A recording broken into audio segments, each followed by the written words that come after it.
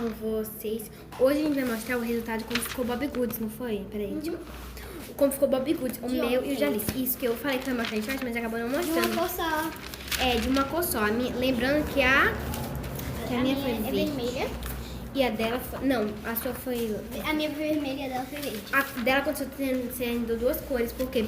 Ó, mostra a dela primeiro. Laranja e vermelho, porque não tinha quantidade de Porque tinha que ser vermelho. 10 pra cada um e a dela não tinha poucos. Aí a gente pegou e completou com 3 linhas. E esse aqui é o meu. Gente, eu achei o dela tão bonitinho. Eu acho que eu prefiro o meu.